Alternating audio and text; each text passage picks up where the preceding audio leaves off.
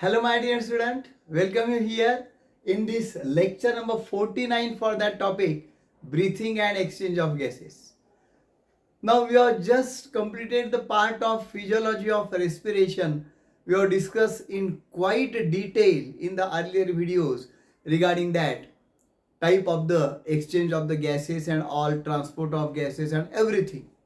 Okay, do prepare that articles very properly to understand the concept of respiration in the human body.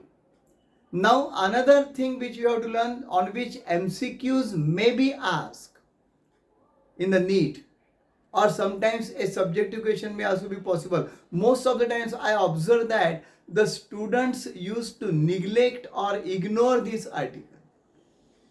ये जो article अब हम पढ़ने वाले हैं उसको निग्लेक्ट कर देते हैं। एक तो कई बार उनको समझ में नहीं आता बोल दो, या उनको लगता है इसके ऊपर क्या क्वेश्चन आने वाला है। No question is possible there, so why to waste our time. ऐसा हम हमारे खुद के दिमाग से ही अनुमान लगा लेते हैं, and that is really wrong. Every mark is very essential there, very important there to get the admission to the medical science. तो अगर ये करना है तो डीपली एवरी आर्टिकल स्टडी करने की जरूरत है। देखेंगे क्या है ये आर्टिकल, रेगुलेशन ऑफ रेस्पिरेशन। ये रेगुलेशन ऑफ रेस्पिरेशन तो हम महसूस भी करते हैं।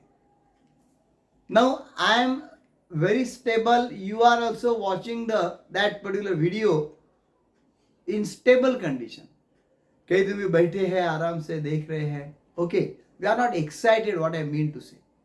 हाँ, कई बार मेरे लेक्चर के लिए स्टूडेंट्स एक्साइट होते हैं, वो बात अलग है, पर ये लेक्चर अब बैठे हैं यानी physically you are not having any exertion. So this time the rate of respiration और breathing is much much normal. इतना नॉर्मल है कि हमें महसूस भी नहीं हो रहा है that oxygen containing air is going inside the body, CO2 containing air is going outside the body. हम हमारे काम में लगे हुए हैं और ये प्रोसेस अपने आप होते रहा है, हो रहा है, इसलिए तो हम जिंदा है, isn't it? But we are not at all involved in this, यानी ये इतना इजीली चल रहा है, ओके।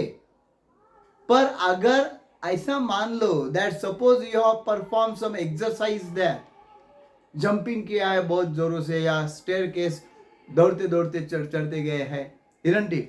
या जॉगिंग करके आए हैं, या फुटबॉल खेल के आए हैं, तो क्या होता है particularly the exertion of the body is increase, so automatically the demands of the oxygen by the muscles will be increase and the signals will be sent by the nervous system to the lungs, and that respiratory organs take more and more oxygen, so breathe fast। तो हमारा breathing fast होने लगता है, धाप हमें लगने लगती है, isn't it? यानी क्या हो रहा है, ब्रीथिंग फास्ट हो रहा है, यानी rate of breathing is change. फिर एक बार हम स्टेबल हो गए, फिर वो नॉर्मल रहेगा। जॉगिंग करके आने के बाद ओके, 1 मिनट 2 मिनट तक वो फीडबैक उसको मिलते रहता है, breathing rate will be increase, but after few minutes it comes back to original, normal हो जाता है। तो ये कहते हैं रेगुलेशन ऑफ रेस्पिरेटरी रिदम। तो आपको समझ में आया होगा मैं क्या बोल रहा हूं। This is called as the regulation of respiratory rhythm, and that respiratory rhythm is controlled, normal respiratory rhythm is controlled by our neural system or nervous system। ये ध्यान में रखो that in the brain we are having medulla oblongata, one of the very important part। जब हम brain learn करेंगे तो definitely learn करेंगे, या आपने even 10th में भी learn किया होगा, okay? So brain has got very important part, medulla oblongata and pons variola। So medulla oblongata is controlling all the involuntary actions of our body, we know। ये medulla oblongata कहाँ पे होता है, brain में। Last year में आपने 10th में भी स्टडी किया होगा, आपको मालूम होगा। ये medulla oblongata एग्जैक्टली यहाँ पे जो जहाँ से नेक शुरू होता है हमारा, उसके जस्ट ऊपर हिस्से में सेंटर में है, ये यहाँ पे दिख रहा है कि नहीं मुझे मालूम नहीं, पर हाथ लगा के देखो आप, बिल्कुल आपके हेड और नेक के जॉइंट के यहाँ पे वो मेडुला ऑब्लोंगेटा है, जहां से नेक शुरू हो जाएगी। ओके, ये मेडुला ऑब्लोंगेटा सिलेंड्रिकल ट्यूब के जैसा है, and it is controlling all the involuntary actions of the body. Means what? It is controlling what? It is controlling the breathing mechanism. It is controlling the peristaltis of the stomach intestine. It is controlling the heartbeat. Very important. या ऐसे involuntary actions वो control करता है, and that's why it is known as the involuntary center of the brain. Okay, वो है medulla oblongata. So that medulla oblongata और medulla oblongata अगर injured हो गया, sudden injury to the medulla oblongata can cause the death, we know, because respiratory center will get affected, जो यहाँ पर है, and respiration will be stopped, cardiovascular center will be affected, and the beating of the heart will be stopped, everything will get finished. कई बार हम देखते हैं जब accident हो जाता है, किसी का नहीं होना चाहिए, टू व्हीलर से जा रहा है और समझो ऐसा पीछे गिर गया है और डिवाइडर वगैरह उसके ऊपर यहाँ पे, suppose that this posterior part of the head is striking there tremendous with the tremendous jerk blow, तो वो मेडुला ऑब्लोंगेटा इंज्योर हो जाता है, कट हो जाता है। At that time spot death of that person will be there, या hospitalize करने तक उसकी डेथ हो जाती है। क्यों होता है? Because medulla oblongata is damage. Okay, तो ये हमारे बिल्कुल वह में बैठना चाहिए, हमारे सबकॉन्शियस में बैठना चाहिए, that if you are falling here and there, love में नहीं कह रहा हूं मैं, प्यार में नहीं, समझो मैकेनिकली आप कहीं तो भी गिर रहे हैं, तो अपने सिर के पिछले पार्ट को बचा के रखना चाहिए। ऐसा करके अगर गिर गए तो हाथ को लगेगा, that can get cured, medulla oblongata will get protected. Okay, so medulla oblongata of the brain and the pons varoli, they are having that respiratory rhythm center, R नहीं है वो, R नहीं है। ओके, ये क्या है? respiratory rhythm center कहां पर है? in case of the medulla oblongata of the brain, and pons varoli has pneumotaxic centers. Okay, so these centers can regulate the normal rhythm or the rate of respiration. Rate of breathing, rate of respiration is regulated. जैसा मैंने कहा, अगर increase करने की जरूरत है, increase हो जाएगा, if it is to be decrease, decrease हो जाएगा। Okay, and also we find that neural centres generally reduces the rate of inspiration. Okay, generally वो रेट ऑफ इंस्पिरेशन कम कर देते हैं। Now chemosensitive area near rhythm center,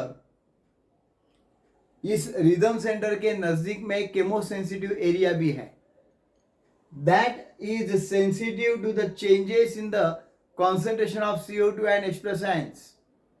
Okay, so whenever the carbon dioxide and H plus ion will increase, then they can give signal to the RR center, respiratory rhythm center, so that accordingly the respiratory rhythm center will work, more expiration will take place, and that CO2 and H plus will be given out.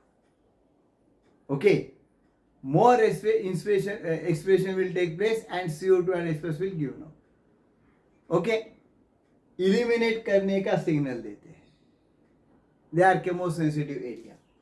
Receptors are also associated with the aortic arch and carotid artery.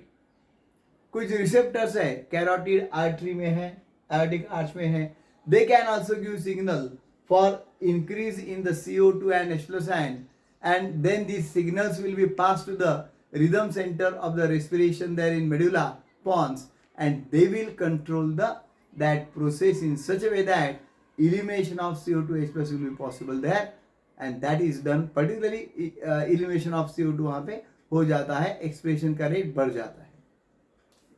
Role of oxygen is insignificant in the regulation of rhythm, यानी oxygen का अगर समझो concentration बढ़ गया body में तो respiration को कम करना है, ऐसा कुछ भी नहीं है। बॉडी चाहती है जितना अच्छा ऑक्सीजन कॉन्सेंट्रेशन मिले, because provision has been done that. You are well aware of that. 750 millions of the alveoli are present in every lung.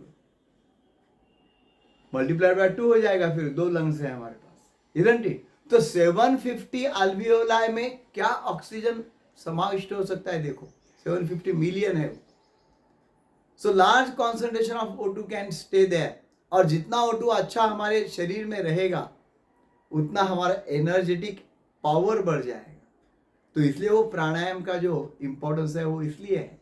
Controlled breathing, भ्रस्तिका नाम का जो प्राणायाम रामदेव बाबा बताते हैं, ज्यादा से ज्यादा ऑक्सीजन ले लो अंदर. ओके, वो इसलिए बताते हैं because that will give energy to you throughout the day and you will remain fresh as you are watching me here. Yes, I used to perform that pranayama and exercise every day. तो exercise से हमारे power है lungs का oxygen लेने का, वो बढ़ जाता है. तो जरूर करो. आजकल के लाइफस्टाइल में क्या हो गया है, बच्चे बस खाली आराम से बैठे रहते हैं, वो मोबाइल पे गेम्स खेलते रहते हैं, and then they use to spend the time in the lazy manner there. Body की मूवमेंट ही नहीं रही, कुछ मूवमेंट नहीं रही तो रेट ऑफ रेस्पिरेशन चेंज कैसा होगा? So do that particular exercise, jogging, walking, running, everything. और आउटडोर गेम्स में जाके जरूर खेलना चाहिए आप लोगों ने, जिससे बॉडी अच्छी रहेगी, हेल्थ अच्छी रहेगी. So I hope you have understood this part very properly. Do follow all that instructions what I have given. Do like and share this video to your friend circle, and do subscribe to my Kartesar Biology and Kartesar Chemistry, and also Kartesar Biology Shorts and Kartesar Chemistry Shorts channel. Thanks a lot.